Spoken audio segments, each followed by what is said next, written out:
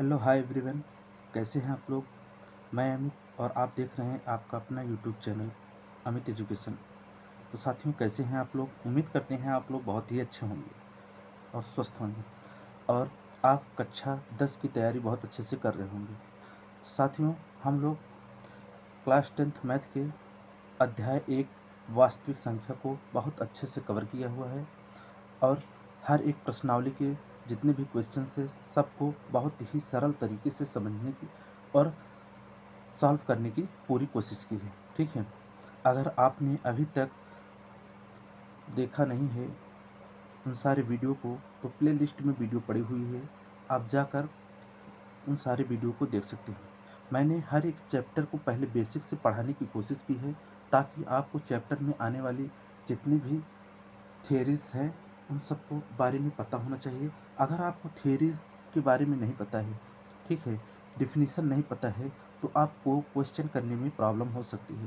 ठीक है साथी, तो उम्मीद करते हैं आपको सारी चीज़ें क्लियर होंगी। ठीक है, तो आज हम इस वीडियो में पढ़ने वाले हैं मैथ क्लास 10 के अध्याय 2 जिसका नाम है बहुपद। इंग्लिश में बोलते हैं पॉलिनोमियल्स। क्या बोलते हैं साथी? पॉलिनोमियल्स। तो चलिए हम समझते हैं पहले बहुपद क्या होता है। ठीक है, बहुपद क्या होता है। बहुपद पढ़ने से पहले आपको कुछ चीज़ों के बारे में पता होना चाहिए। पहले हम उन चीज़ों के बारे में डिस्कस कर लेते हैं, उसके बाद हम बहुपद के बारे में बात करते हैं। अब बहुपद क्या होता है? बहुपद मतलब होता है जिसमें एक से अधिक पद हों, जिसमें एक से अधिक पद हों और चर और अचर दोनों एक साथ हों, चर और अचर दोनों एक साथ हों और एक से अधिक पद हों, उसे हम बोलते हैं बहुपद। बहुपद। ठीक है, पहले हम समझ लेते हैं चर क्या होता है। आप पिछली कक्षाओं में पढ़ चुके हैं हुए होंगे कि चर क्या होता है और अचर क्या होता है। तो चलिए हम समझते हैं। चर जिसका मान समय के साथ बदले, जिसका मान परिवर्तित होता रहता है उसे हम चर बोलते हैं। यह समय के साथ परिवर्तित होता रहता है उसे हम क्या कहते हैं? चर कहते हैं। जिसका मान क्या होता है?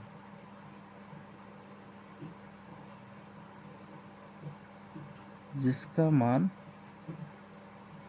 चेंज हो, जिसका मान चेंज हो उसे क्या कहते हैं? चर कहते हैं। जैसे एक्स, वाई, जेड, ऐसे बहुत जितने भी अल्फ़ाबेट है वो सब क्या कहलाते हैं? चर कहलाते हैं। अब बदलता क्यों है? आप यक्स के स्थान पे कहीं 5 भी मान ले लेंगे, यक्स के स्थान पर कहीं 2 भी मान लेंगे, यक्स का वैल्यू कहीं 1 निकल के आएगा, कहीं 2 निकल के आएगा, कहीं -3 निकल के आएगा, कहीं -3/2 निकल के आएगा। ऐसे यक्स का मान क्या होता रहता है? परिवर्तित होता रहता है। ठीक है, इसे हम बोलते हैं चर। अब एक और होता है अचर। क्या होता है? अचर होता है। अचर क्या होता है? जिसका मान अपरिवर्तित हो। जिसका मान क्या हो? जिसका मान अपरिवर्तित हो।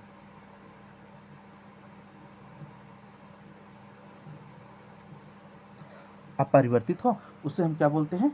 अचर बोलते हैं। जैसे अगर 5 लिख दिए तो आप 5 ही रहेगा, इसमें कोई भी चेंज नहीं कर सकते जब तक कोई दूसरी संख्या न लिखी जाए। ठीक है, 5, 4, 3, -2 ये सब क्या है? अचर संख्याएं हैं। आदि ऐसी बहुत सी संख्याएं हैं जिसे क्या कहते हैं? अचर कहते हैं। ठीक है, अब चर और अचर को मिलाकर, चर और अचर को मिलाकर पद का निर्माण होता है। चर और अचर को मिलाकर क्या निर्माण होता है? पद। क्या होता है? पद, जिसमें क्या हो? चर एंड अचर दोनों हो और कभी कभी चर भी आ जाते हैं। ठीक है, अब पद किसे कहते हैं? ठीक है, पद के बारे में हम डिस्कस कर चुके हैं कि जिसमें चर और अचर दोनों हों उसे क्या कहते हैं? पद कहते हैं। अब पद में होता है बहुत सारे पद होते हैं, जैसे एक पद। क्या होता है? एक पद, द्विपद, तीन पद। ठीक है, ऐसे बहुत सारे 4 पद, इन सबको मिलाकर बहुपद का निर्माण होता है। तो समझ लेते हैं हम एक पद क्या होता है। एक पद मतलब जिसमें क्या हो? एक पद हो। जिसमें क्या हो? एक पद हो। जिसमें एक पद हो उसे हम बोलते हैं एक पद। एक पद मतलब जैसे यक्स हो गया, और हो गया 2x हो गया, और हो गया 3y हो गया। ऐसे केवल एक पद हो। क्या हो? एक पद में हो उसे हम बोलते हैं एक पदी व्यंजक। क्या बोलते हैं? एक पदी व्यंजक। अब एक पद के बाद आता है द्विपद। क्या आता है? द्विपद। अब द्विपद किसे कहते हैं? जिसमें एक से अधिक पद हो, यानी कि 2 पद हो। जिसमें क्या हो? एक से अधिक पद हो। जैसे हो गया x + 2y, जैसे हो गया 3x प्लस 4y, ठीक है। इसमें दो पद हैं, x और y, x और y, ये दो पद हैं। ऐसे बहुत सारे होंगे, उसे क्या कहेंगे हम, द्विपद। अब हम समझते हैं त्रिपद और चार पद क्या हो। सेम ऐसे ही त्रिपद और चार पद भी होती हैं, त्रिपद एंड चारपदी व्यंजक भी होते हैं।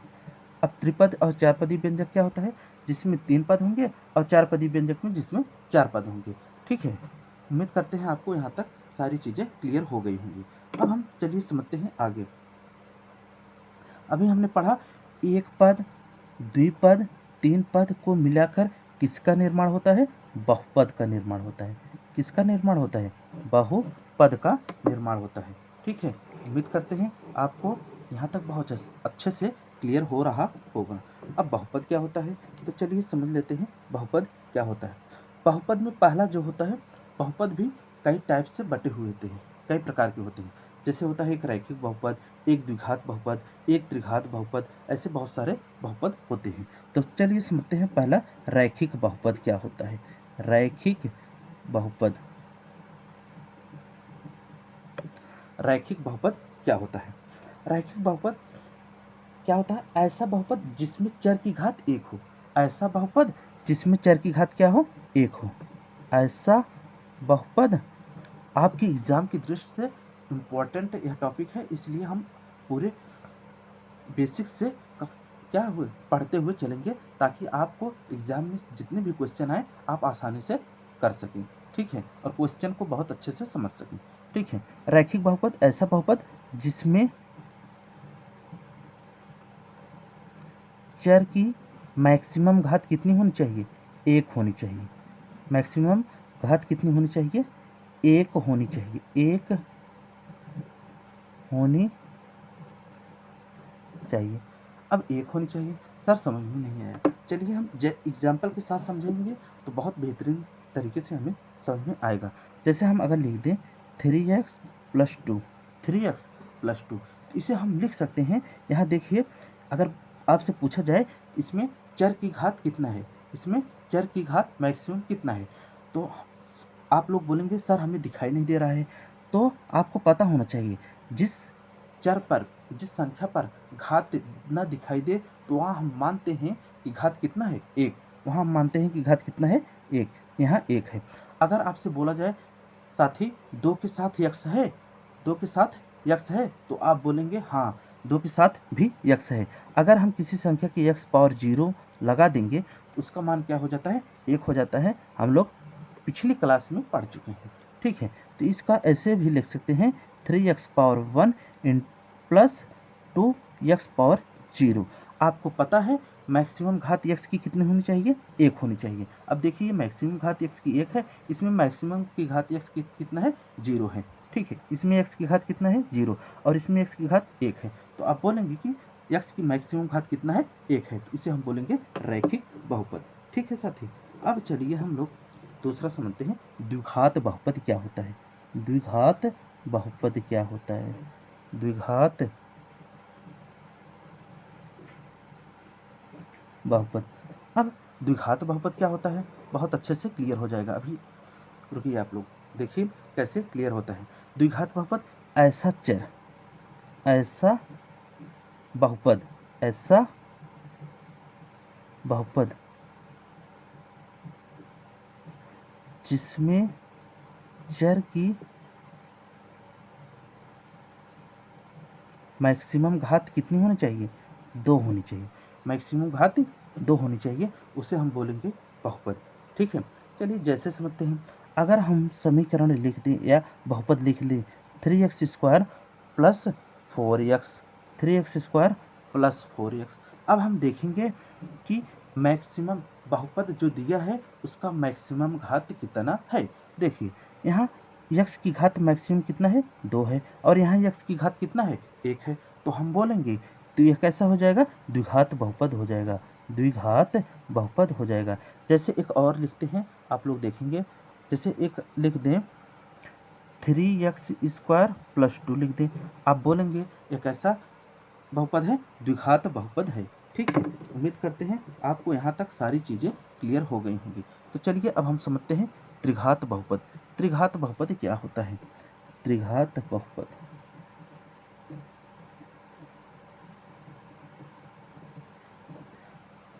रैखिक बहुपद में बहुपद की क्या होना चाहिए? ऐसा बहुपद जिसमें चर की घात मैक्सिमम कितनी होनी चाहिए? 1। द्विघात बहुपद ऐसा बहुपद जिसमें चर की मैक्सिमम घात कितनी होनी चाहिए? 2।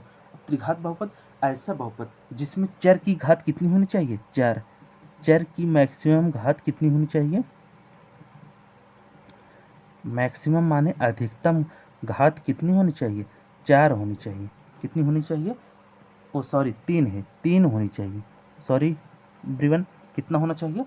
चर की मैक्सिमम घात कितनी होनी चाहिए? 3 होनी चाहिए। तो चलिए अब हम लोग समझते हैं, जैसे आपसे बोल दिया जाए 3x³ तो एक ऐसा बहुपद है, त्रिघात बहुपद है। आपसे एग्जाम में डायरेक्ट ऐसे भी क्वेश्चन पूछ लिया जाता है कि द्विघात बहुपद कौन सा है? ऑप्शन दिए रहेंगे, आपको छाट कर लिखना है कौन सा ऑप्शन सही है। ठीक है, ऐसे दिया जाएगा द्विघात बहुपद, आपको पहचानना बहुत आना चाहिए, बहुत ज़रूरी है। अब कोई और दे दे, जैसे 3x³ + 4x² + 3x दे दिया जाए, ऐसा कैसा बहुपद हो जाएगा? त्रिघात बहुपद हो जाएगा। मैक्सिमम घात चर की कितनी होनी चाहिए? 3 होनी चाहिए। ठीक है, उम्मीद करते हैं आपको सारी चीज़ें क्लियर हो गई होंगी। ठीक है, अब हम समझते हैं साथी बहुपद और समीकरण में क्या अंतर होता है। ठीक है, बहुपद और समीकरण में क्या अंतर होता है? बहुपद और समीकरण में क्या अंतर होता है, चलिए समझते हैं। जो बहुपद होता है वो इसी रूप में लिखा जाएगा। ठीक है, बहुपद जो होता है केवल चर और अचर को मिलाकर लिखा जाएगा, उसे हम बोलते हैं बहुपद। जैसे लिख दें बहुपद 3x² + 4x, यह क्या हो जाएगा? एक बहुपद रूप में हो जाएगा। और पूछ ले कैसा बहुपद है, तो आपको देखना है मैक्सिमम चर की घात कितनी होनी चाहिए, घात देखना है, उसके बाद आप डिसाइड करेंगे कि कैसा बहुपद है। मैक्सिमम एक्स की घात चर की घात कितना है? 2, इसे हम बोलेंगे कि द्विघात बहुपद है। ठीक है साथी, अब हम चलिए देखते हैं समीकरण किसे कहते हैं। समीकरण जो बहुपद दिया रहता है, बस हम उसी को बराबर 0 लिख देंगे। उसी को बराबर क्या लिख देंगे? 0 लिख देंगे। इसी को हम कहते हैं समीकरण। बहुपद में आप शून्य नहीं निकाल सकते, लेकिन जो समीकरण होता है उसमें आप x के शून्य निकाल भी सकते हैं। जो बहुपद रहेगा उसका आप शून्य का आसानी से निकाल सकते हैं। ठीक है, समीकरण हम लिखते क्यों हैं? क्योंकि हम शून्य निकालने के लिए समीकरण के फॉर्म में हमें लिखना होगा। ठीक है, उम्मीद करते हैं आपको यहाँ तक सारी चीज़ें क्लियर हो गई होंगी।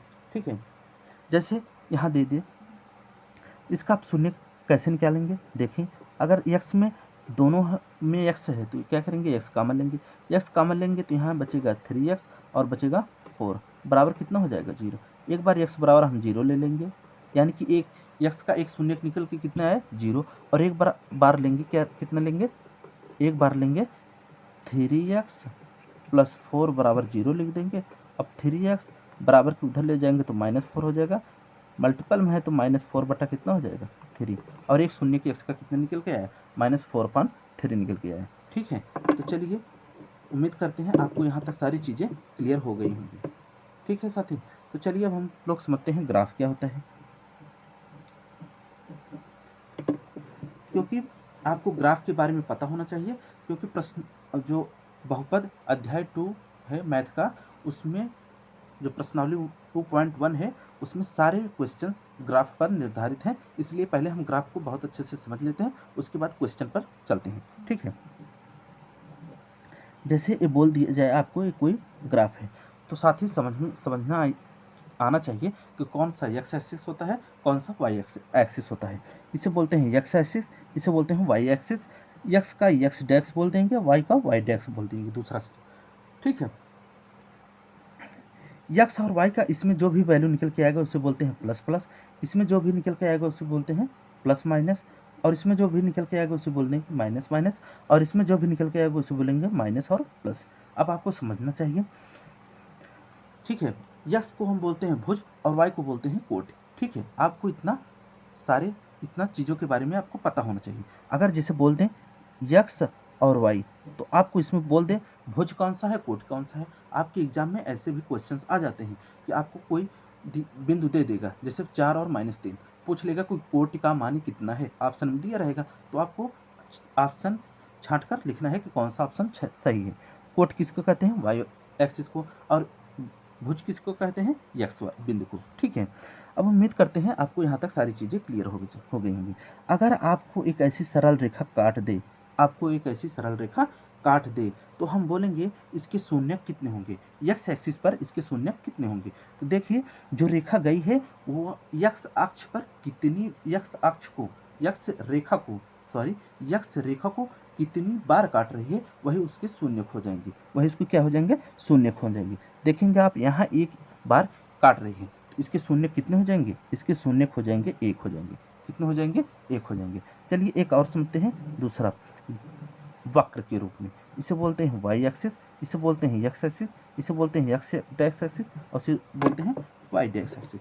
आपसे बोल दें अगर ये कोई वाई वक्र है, क्या है, वक्र है, आप ऐसे भी खींच सकते हैं और ऐसे भी खींच सकते हैं, इसे बोलते हैं परवलयाकार। क्या बोलते हैं, परवलयाकार आकृति, परवलयाकार आकृति बोलते हैं। ठीक है, अब अगर आपसे पूछ ले यक्स इसके शून्य कितने होंगे, तो आपको देखना है जो परवलयाकार रेखा है, जो परवलयाकार है आकृति, वो यक्स रेखा को कितने बिंदु पर काट रही है, वही उस क्या हो जाएगी, शून्य हो जाएंगे। अब देखेंगे हम यहाँ एक बार काट रही है और एक बार यहाँ काट रही है, तो कितने शून्य हो जाएंगे, 2 शून्य हो जाएंगे। कितने शून्य हो जाएंगे, 2 शून्य हो जाएंगे। उम्मीद करते हैं आपको सारी चीज़ें बहुत अच्छे से क्लियर हो गई होंगी। ठीक है साथी, ठीक है, इसका एक आप उल्टा भी बना सकते हैं, ऐसे भी बना सकते हैं, तो भी 2 ही शून्य निकल के आएंगे। ठीक है, उम्मीद करते हैं आपको बहुत अच्छे से क्लियर हो गई होंगी चीज़ें सारी। ठीक है, जितने भी नए स्टूडेंट जुड़ रहे हैं चैनल को क्या करेंगे, सब्सक्राइब करके वीडियो को लाइक करके अपने दोस्तों के पास शेयर जरूर करिए। दोस्तों हम इस सीरीज को क्या करेंगे, कंटिन्यू रखेंगे, और मैथ साइंस आने वाले समय में साइंस भी पढ़ाया जाएगा आपको। ठीक है, बस आपको पेशेंस रखना है और चैनल को आपको लाइक सब्सक्राइब करके वीडियो को लाइक करना है। साथ ही वीडियो को लाइक करने से क्या होता है, हमें मोटिवेट मिलता है। ठीक है, नहीं कि हमारे जो कंटेंट है बच्चों को पसंद आ रही हैं, आपको चीज़ें समझ में आ रही हैं, बस और कुछ नहीं होता है। ठीक है, उम्मीद करते हैं आपको यहाँ तक सारी चीज़ें क्लियर हो गई होंगी। तो चलिए अब हम क्वेश्चंस सॉल्व करते हैं, अपने क्वेश्चन को बहुत बेहतरीन तरीके से सॉल्व करते हैं। चलिए देखते हैं प्रश्नावली 2.1। क्वेश्चंस को सॉल्व करने से पहले आप लोग कमेंट करेंगे कि आपको सारी चीज़ें जो पढ़ाई गई वो क्लियर हो गई कि नहीं। ठीक है, तो चलिए अब हम देखते हैं क्वेश्चंस क्या है। इसमें एक ही क्वेश्चन है, क्वेश्चन में 6 प्रश्न हैं और 6 को हम बहुत अच्छे से सॉल्व करेंगे। तो चलिए देखते हैं, किसी बहुपद y बराबर px के लिए y बराबर px के ग्राफ चित्र में दिए गए हैं। एक y बराबर px के लिए ग्राफ है। ठीक है, प्रत्येक स्थिति में px के शून्यकों की संख्या ज्ञात कीजिए। px के शून्यकों की संख्या ज्ञात करनी है। ठीक है, आपके एग्जाम में ऐसे क्वेश्चंस आएगा। तो चलिए देखते हैं कैसे ज्ञात करना है। देखते हैं क्वेश्चन नंबर 1 क्या है।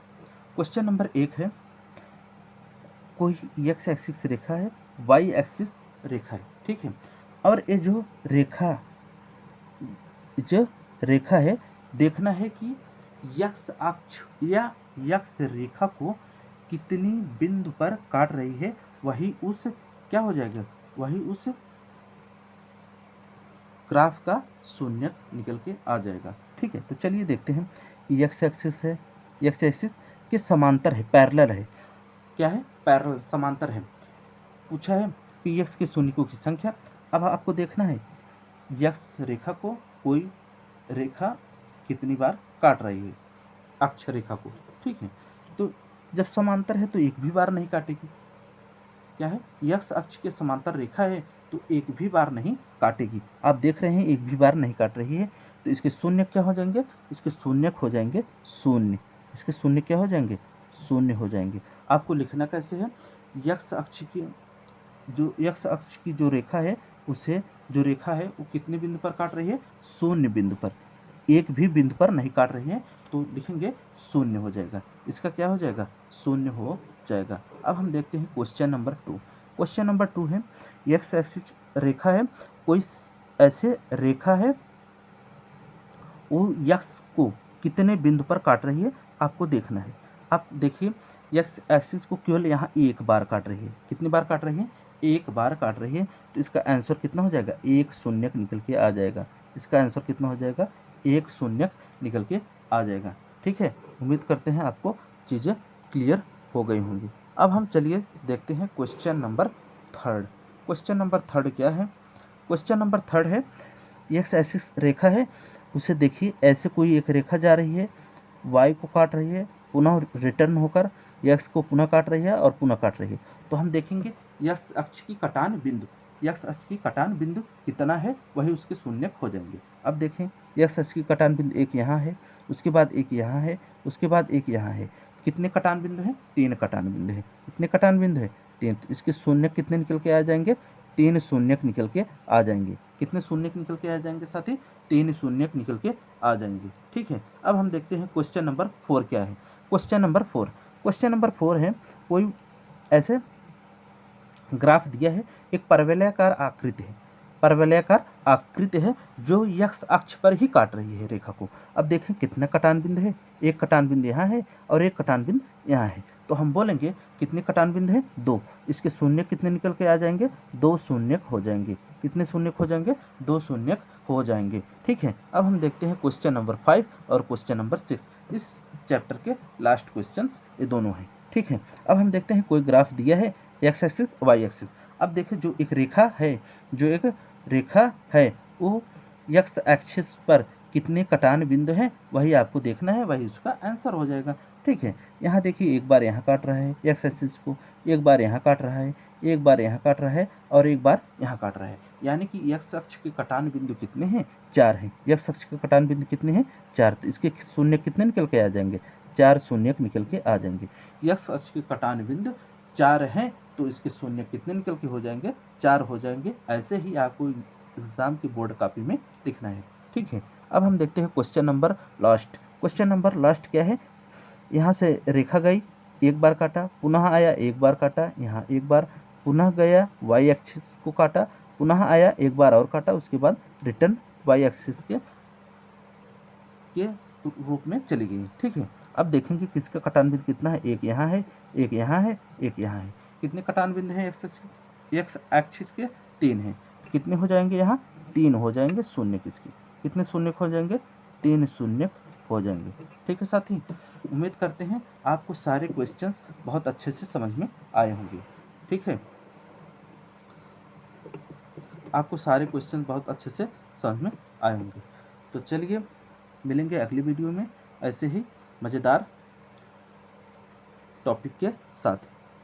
तो साथी यदि आप वीडियो में नए हैं तो आपको वीडियो को लाइक करके क्या करना है, चैनल को सब्सक्राइब करना है और अपने दोस्तों के पास ज़रूर शेयर करें। दोस्तों आपके लाइक मोटिवेट करता है और सब्सक्राइब हमें हमारे चैनल को अच्छे रैंक पर लाने की कोशिश करेगा। ठीक है, बस आपको इतना ही करना है। धन्यवाद, मिलेंगे अगली वीडियो में, तब तक के लिए जय हिंद, जय भारत।